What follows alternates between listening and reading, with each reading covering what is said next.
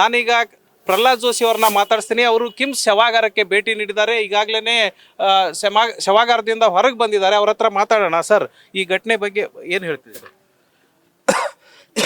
ಈ ಘಟನೆ ಬಗ್ಗೆ ಇದು ಅತ್ಯಂತ ದೌರ್ಭಾಗ್ಯಪೂರ್ಣವಾದಂಥ ಘಟನೆ ಮತ್ತು ರಾಜ್ಯ ಸರ್ಕಾರದ ಸಂಪೂರ್ಣ ವೈಫಲ್ಯ ಇದರಲ್ಲಿ ಕಾಣ್ತಾ ಇದೆ.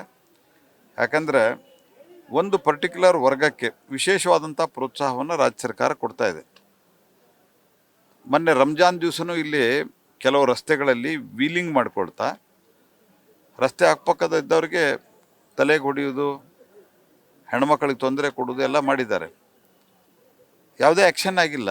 ಯಾಕಂದ್ರೆ ಪೊಲೀಸರು ಭಯ ಬೀಳ್ತಾ ಇದ್ದಾರೆ, ಸರ್ಕಾರ ನಮ್ಮ ಮೇಲೆ ಆ್ಯಕ್ಷನ್ ತೊಗೊಳ್ತಾ ಇದೆ, ಮುಸಲ್ಮಾನರ ಮೇಲೆ ಆ್ಯಕ್ಷನ್ ತೊಗೊಂಡ್ರೆ ಸರ್ಕಾರ ನಮ್ಮ ವಿರುದ್ಧ ಆ್ಯಕ್ಷನ್ ತೆಗೆದುಕೊಳ್ತದೆ ಅನ್ನುವಂಥ ಭಯ ಇದೆ.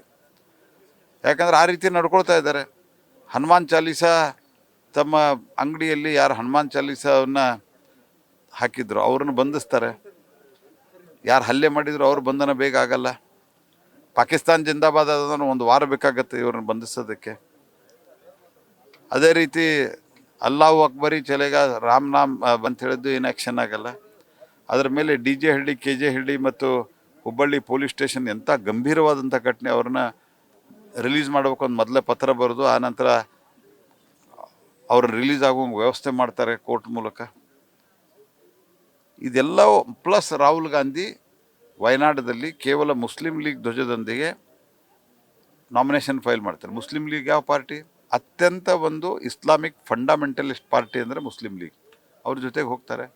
ಇಲ್ಲಿರುವವರಿಗೆ ಅವ್ರಿಗೇನು ಅನಿಸುತ್ತೆ, ನಾವೇನು ಮಾಡಿದರೂ ನಡೆಸ್ತದೆ. ಅದಕ್ಕೆ ಈ ಲವ್ ಜಿಹಾದದ ಒಂದು ಪ್ರಯತ್ನದ ಒಂದು ಭಾಗ ಅಂತ ನನ್ನ ಭಾವನೆ. ಇದನ್ನು ಆ ದಿಕ್ಕಿನಲ್ಲಿಯೂ ಸಮಗ್ರವಾದಂಥ ತನಿಖೆ ಆಗಬೇಕು. ಅವ್ರ ತಂದೆಯವರು ಕೂಡ ಅದರ ಬಗ್ಗೆ ಸಂಶಯ ವ್ಯಕ್ತಪಡಿಸಿದ್ದಾರೆ ಸರ್, ಲವ್ ಜಿಹಾದ್ ಆಗಿರ್ಬೋದು ಅಂತ. ಆ ನಿಟ್ಟಿನಲ್ಲೂ ತನಿಖೆ ಮಾಡೋದಕ್ಕೆ ಆಗ್ರಹ ಮಾಡ್ತಾರೆ. ಹೌದು, ಅವ್ರ ತಂದೆ ಹೇಳಿದ್ದೇನೆ ನಾನು ನಿಮ್ಗೆ ಹೇಳ್ತಾ ಇದ್ದೀನಿ. ಈಗ ಲವ್ ಜಿಹಾದದ ಆ್ಯಂಗಲ್ ಇದೆ ಅಂತ. ಆ ಹಿನ್ನೆಲೆಯಲ್ಲಿ ಇದು ತನಿಖೆ ಆಗಬೇಕು. ಇದರಲ್ಲೂ ತುಷ್ಟೀಕರಣದ ರಾಜಕಾರಣ ಮಾಡಬಾರ್ದು. ಯಾಕಂದರೆ ಕಾಲೇಜಿನ ಎಂಟೈರ್ ಕಾಲೇಜ್, ದೊಡ್ಡ ಇನ್ಸ್ಟಿಟ್ಯೂಟ್ ಅದು, BVB ಕ್ಯಾಂಪಸ್ಸು, ಎಂಟೈರ್ ಕಾಲೇಜ್ದಲ್ಲಿರುವಂಥ ಎಲ್ಲ ಇವರು ಭಯಭೀತರಾಗಿದ್ದಾರೆ. ನಗರಕ್ಕೆ ಡ್ರಗ್ಸ್ ಬರ್ತಾ ಇದ್ದಾವೆ, ಈ ಇಂಥ ಘಟನೆಗಳು ಜಾಸ್ತಿ ಆಗ್ತಾ ಇದ್ದಾವೆ. ಪೊಲೀಸ್ ಫೇಲ್ಯೂರ ಅಥವಾ ಸರ್ಕಾರ ಕಾರಣನೇ? ನೋಡ್ರಿ, ಸರ್ಕಾರ ಎಲ್ಲಿ ಭ್ರಷ್ಟಾಚಾರ ತುಷ್ಟೀಕರಣ ಇರ್ತದಲ್ಲ ಯಾವ ಸರ್ಕಾರದಲ್ಲಿ, ಆ ಸರ್ಕಾರದಲ್ಲಿ ವ್ಯವಸ್ಥೆಗಳು ನಡೆಯೋದಿಲ್ಲ. ಇದರಲ್ಲಿ ಪೊಲೀಸರಿಗೆ ಫ್ರೀ ಹ್ಯಾಂಡ್ ಕೊಟ್ಟರೆ ಎಲ್ಲವೂ ಒಂದು ದಿವಸದಲ್ಲಿ ಸರಿ ಮಾಡ್ತಾರೆ. ಪೊಲೀಸರಿಗೆ ಫ್ರೀ ಹ್ಯಾಂಡ್ ಇಲ್ಲ.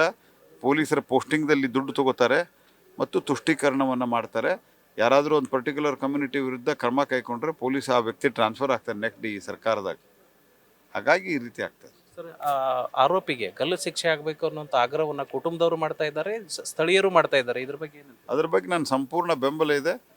ಬೇಗ ಇದನ್ನು ಯಾವುದಾದ್ರೂ ಒಂದು ಫಾಸ್ಟ್ ಟ್ರ್ಯಾಕ್ ಕೋರ್ಟು ಇತ್ಯಾದಿ ಏನಾದರಲ್ಲಿ ಹಾಕಿ ಕಾನೂನು ರೀತಿಯಲ್ಲಿ ಏನು ಮಾಡಬೇಕು ಅದನ್ನು ಮಾಡಿ ಒಂದು 5-6 ತಿಂಗಳಲ್ಲಿ, ಕನಿಷ್ಠ ಅಗ್ದಿ ಲೇಟ್ ಅಂದರೆ 5-6 ತಿಂಗಳಲ್ಲಿ ಜಡ್ಜ್ಮೆಂಟ್ ಬಂದು ಅವನಿಗೆ ಕ್ಯಾಪಿಟಲ್ ಪನಿಷ್ಮೆಂಟ್, ಗಲ್ಲು ಶಿಕ್ಷೆ ಆಗಬೇಕು. ನ್ಯೂಸ್ ಫಸ್ಟ್, ನಿರ್ಭೀತಿಯಿಂದ ನಿಮ್ಮ ಪರವಾಗಿ.